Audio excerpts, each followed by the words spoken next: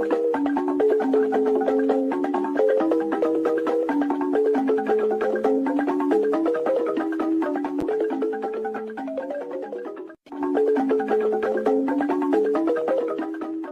have no mercy for those that come to disrupt the restoration of this struggle. We don't negotiate with anyone. We will never do that. Because when you do things like that, you encourage the same thing to be inside the government, and they will continue to do what they are doing. They said, added that sex.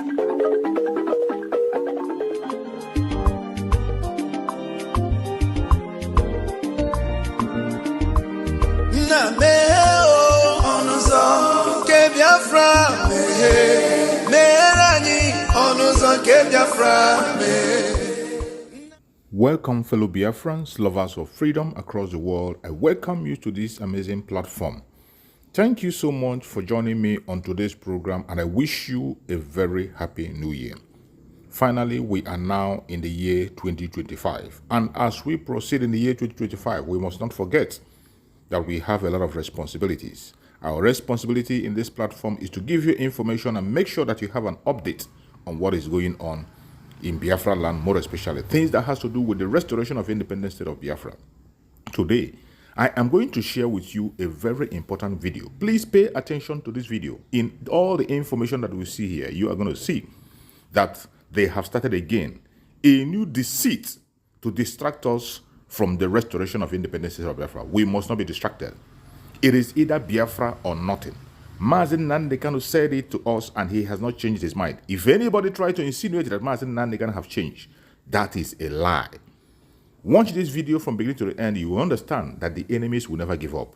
And those of us who are focusing on the restoration of Biafra, we must not give up. Do not get distracted, regardless what you hear or what you see. Always remember that it is Biafran first. All eyes must be on the rising sun. Every eye must be on the rising sun. Do not allow yourself to be carried away with things that are happening around you. The restoration of independence state of Biafra is one thing that we must focus on. We have the United States of Biafra now. Let's watch. Now, the question now is this. What are the Southeast governors doing about this? I don't want to believe that the Southeast governors do not know that there have been complaints like this about the residents.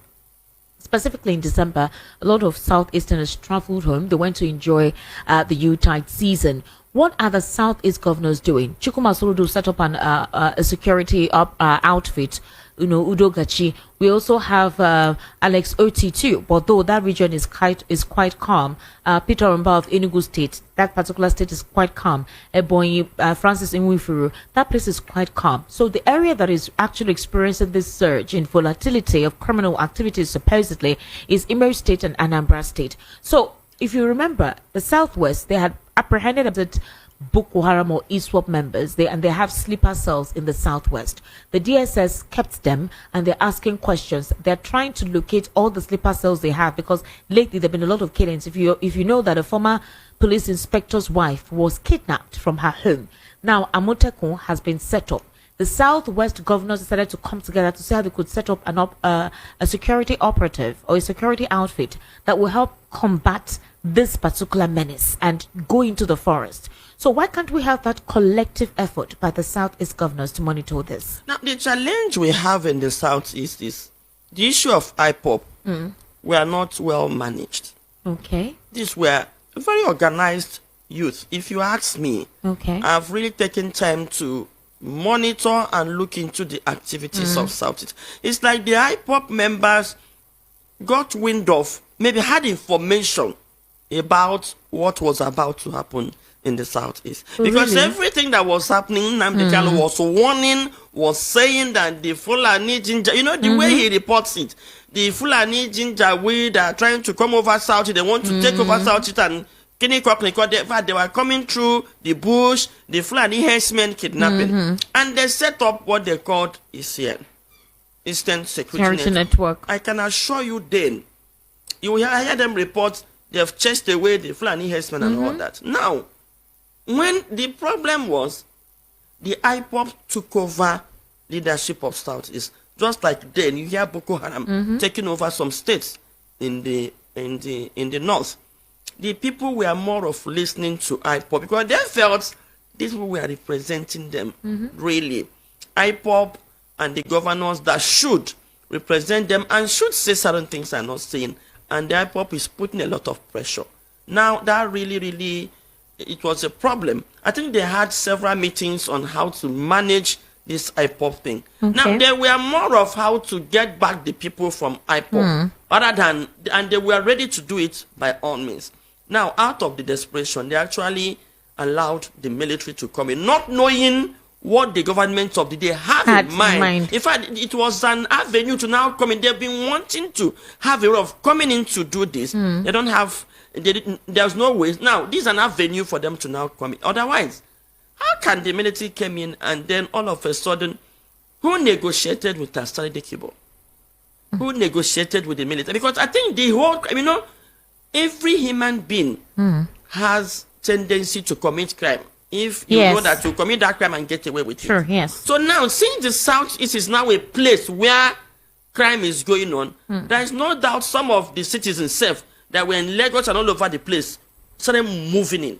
Now, rather than the militaries curtailing them, they were even using them to commit most of these crimes. It happened to me. I challenged the military at Osumohu one time when they were questioning me up to my family name and stuff. That was like, so you will gather information from us, send it across to the kidnappers. So they built a cartel from the military to the criminals, to the underworld people to do all this. Now, the thing has gone so much so that even the governors don't even know what to do. I put a call across to one of the leaders when I got to him. I said, this is what is going on. I think the militaries are on top of all this crime being committed. The man said, Madam, we know. Listen, his word. Our problem now, since we discovered that this is what they are doing, the challenge is, if we send them away, they will now pull the criminals and now say, because the militaries have left. So I think this is the issue. If you watch, throughout all this IPOB military stuff, we did not hear more of this from Enugu. Why?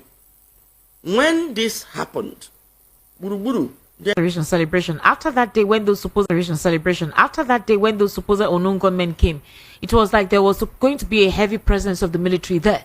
But somehow he's been able to contain that. Even when 5 military men were shot, yes, but they wanted to enter Abia State. Yeah, so that was the means. Did not allow them. We went to Mahia, Ewa. We had to tell the military, the person is for you to pack and go.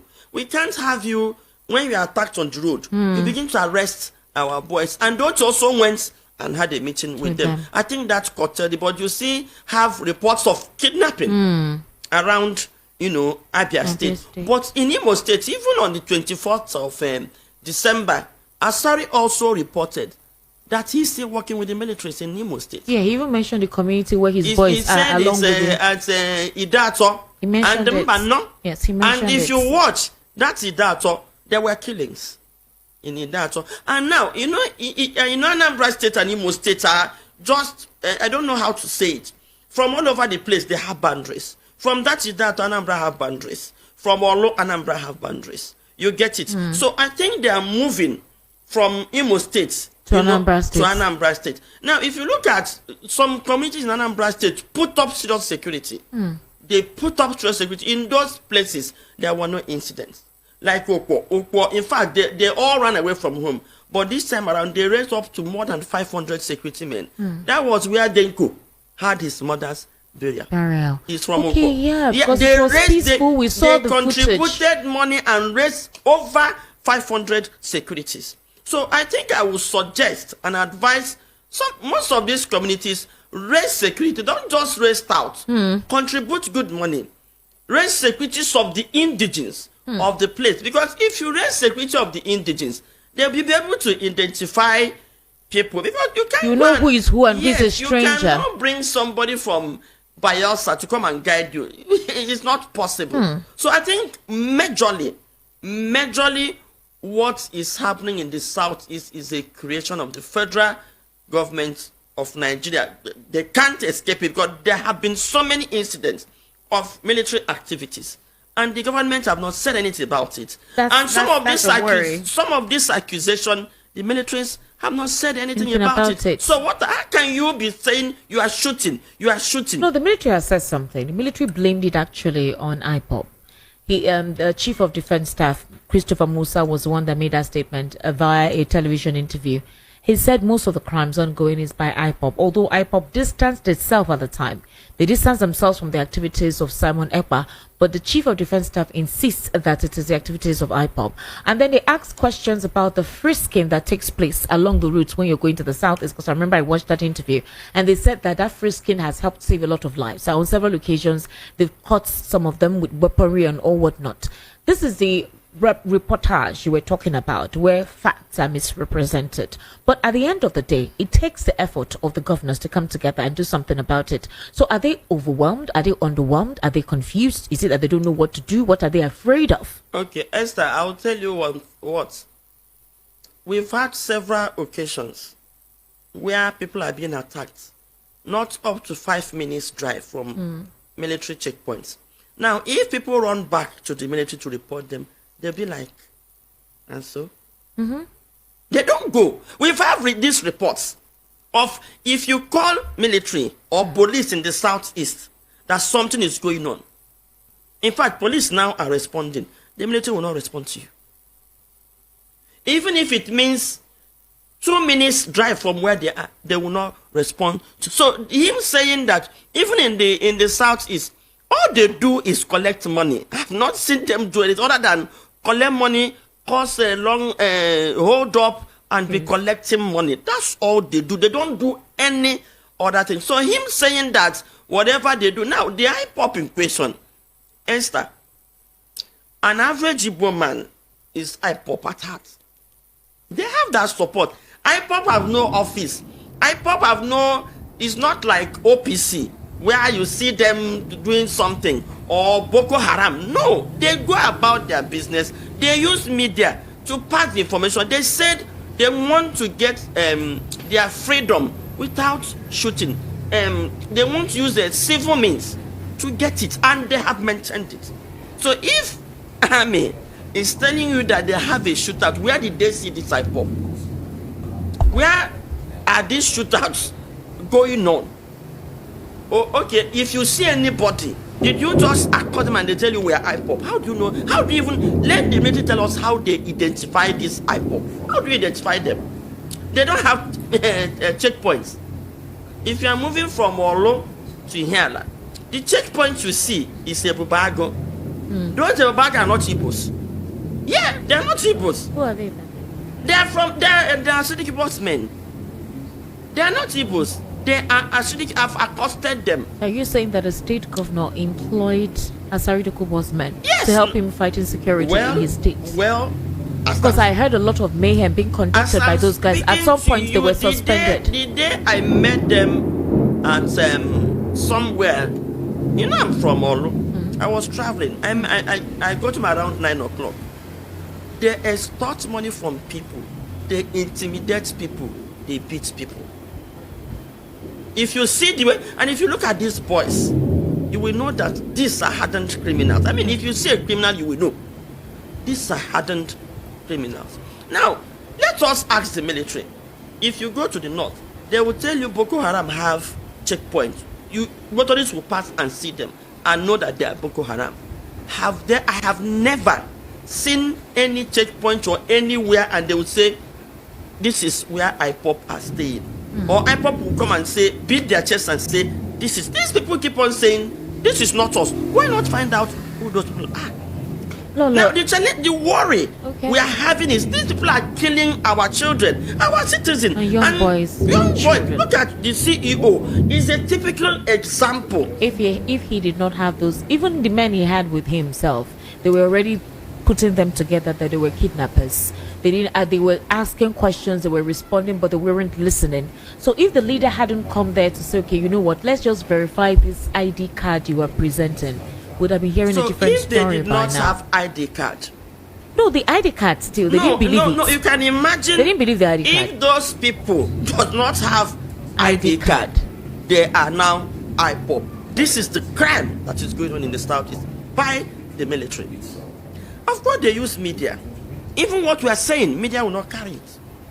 A lot of our shouting, media will not carry it. I've had a lot of publications in newspapers where we are complaining this. It dies from that news. You don't see it on social media. No television will come and say, okay, you know, when they write something, let's discuss. It doesn't happen. Or even carry out a documentary. It doesn't happen. When military says something, what media say? Media reports both sides. They don't go to report both sides. They don't go to investigate. Okay, where are these boys? Where are you seeing them? How do you see them? It doesn't happen. Now they use media to lie and confuse Nigerians about what is going on in the south. But we that are covering most of our journalists that are covering most of what is going on in the south, we know that there is heinous crimes being committed by the security forces, not just the military. Look at what EFCC did. If this young man does not have a gun, they will abduct him, collect money, and kill him. How are we sure this is not the way they identify their IPOP? So the governors, I don't really, probably the governors are believing the reports of the militaries and the media. You know, the media doesn't know how far they go to shape a nation. The Nigerian media is destroying this country. Because some of the media outlets are trying. Yes, some of them are trying. But a lot of them, even the leadership, look at NBC. NBC should regulate certain things. NBC should do certain things, but they don't. No, NBC wants cooperation, cohesion, unity. They don't want inflammatory. They don't want any form of divisive content on either the television or the radio. Well, they're allowing it. What Ruben Abati said is divisive. They may have written to Ruben Abati. Why would they write to him privately? The ones they used to find, do they find them privately? So I think the media should rise up and report and give Nigerians the kind of report that will unite us rather than dividing us. Yes. All right, Lolo, the leader of the indigenous people of Biafra, Nnamdi Kanu, has lodged a formal complaint against Justice Binta Nyako of the Federal High Court, Abuja, with the National Judicial Council. Kanu accused the judge of judicial misconduct in handling his ongoing trial. The petition was made available to journalists on Saturday by Aloy Ejimako, and it was addressed to the Chief Justice of Nigeria, who also serves as NJC chairman. In it, Kanu alleged that Justice Nyako's action in his case have caused him damage, including the deprivation of his liberty. Justice Nyako is currently presiding over a 7-count terrorism charge brought against Kanu by the federal government. Now, in the affidavit sworn by Kanu's brother, Prince Emmanuel Kanu, the IPOB leader detailed his grievances, including the judge's refusal to reinstate his bail despite what he claims is a Supreme Court determination supporting his release. Kanu also recalled how he applied for transfer from the DSS custody because of the restrictions being placed on him by the DSS with regard to his constitutional right of access to his counsel. The secret police allegedly eavesdropping on his conversation with his counsel and seizure of his legal documents. Now, Kanu also stated that this needs to stop.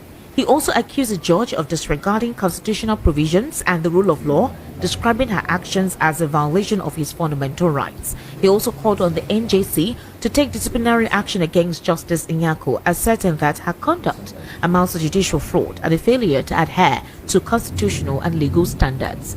Do you think with all of this write-up, anything will be listened to? Because the last time his trial was supposed to commence, and Nnamdi Kanu said no, it cannot commence. The prosecutor actually said they needed to fix the date for the continuation of his trial. Nnamdi Kanu said no because Justice Binta Nyako had recused herself.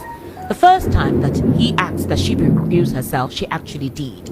But the the head of the justice said no, that case should be reverted to her, probably because she's the one who actually knows how that case has been from the onset. This is Nnamdi Kanu again reinstating that he needs disciplinary action conducted on her, that he doesn't trust her to preside over his case. So are we going to see him remain in custody for as long as possible? Would his plea be adhered to? Or is it not his right if he says he wants another judge to actually preside over his case? And according to Nnamdi Kanu, he actually offered to give any student in the Nigerian law school 1 million naira if they're able to prove where in the constitution that he cannot have access to his fundamental rights while his case is ongoing, besides the fact that he has remained within the DSS custody. Well, first of all, I have to commend Nnamdi Kanu and salute his courage. You get it? What we don't know is that the judicial system of Nigeria has collapsed. Okay. From 2015 till date, we do not have a functioning judicial system. So no matter what you do, the head of our judicial system from 2015 to date is the President of the Federal Republic of Nigeria. They control the judiciary. So we do not have any, the judicial system is not working. And you know what that means for Nigeria. In fact, 90% of what is happening in Nigeria is caused by the non-functioning of our judicial system. Our judicial system is not functioning. So Nigerian state is collapsing. Because once your judicial system has collapsed, what else do you have?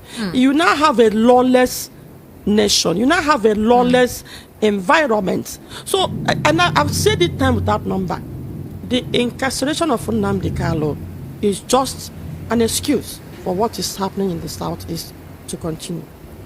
What is Nnamdi Kanu's offense? Number one, if we have a judicial system, which nation will condone abduction?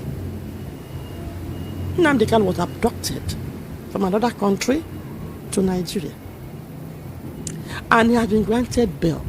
Well, his case is on terrorism-related issues based on the statements that were made that were anti-government, that was divisive. Even if he's a terrorist, should Nigerian government abduct him from another nation? Why don't they apply for repatriation as law demands? You know, number one, that is infringing on his human rights. And now, a court of competent jurisdiction has also granted him bail. Okay, now he has demanded that his judge recuse himself from the case, at which the judge agreed. Why are they reassigning? Is Nnamdi Kanu the first to make this kind of request? So anything from Southeast for this government is like you are slaves. It's like you are conquerors of war. That is what I'm saying. Look at the man that was incarcerated for 2 years for nothing. He has been released. And then they said he was jailed for 1 year for parading himself as a chief. This is a country, and this is Nigeria. And somebody in this Lagos came and gave so many threats to the Igbos, even on television. In fact, I don't even know how Lagos State government had that man saying that, because it was not on TV. Probably he made that statement somewhere. They were quick to get him arrested. Igbos were shot. No, it was on social media. It was posted on social media. It was posted? Yes, it was posted on social media. He actually was addressing. He was recorded. Okay. Yes, he was recorded. Well, I didn't see that. But I covered the aftermath of the election. Esther, if you see what was done to the Igbos, some people, we visited some Igbos that had gunshot wounds. We saw that. We saw In fact, one person came back to even come and continue her version. I interviewed such boys. We covered it. Esther, we have a video. The boys that did that were being covered by police. Somebody was in a 3-story building and was videoing. Police was at their back, following them while they were shooting the people running. At Alagbado, Abulado, about 7 boys were shot. What was their offense? After the election on Saturday, on Sunday they were coming back from church, and these guys opened fire. And they knew the people that opened this fire. And then when the video was released, we now saw police behind these boys. So many atrocities. That's why I said the genocide, they are just looking for something that will make the rest of Nigerians go against. In fact, the media war is just to, especially on social media. On social media is just to get the rest of Nigerians to join the genocide. I don't know what they plan, but whatever it is, God will not allow it to happen because we've uncovered it. Thank you so much for watching the program. I appreciate you for your patience to watch from beginning to end. I hope you have learned a lot from this very program that I just played. This video, please like and share the video. Share to all platforms After sharing the video, now you can go to the comment section and put down your comment. Whatever suggestions, contributions you have to make, what do you think about the video I just played? Go to the comment section and put your comment. I will go through the comment section, and I bet you I am learning a lot from there, and you can equally learn from there. Let us share our experience on that comment section. Thank you so much, and stay blessed. Don't forget to share, and we continue to bless you as you share. Biafra government, peace, progress, unity, and equity. We move. Airborne.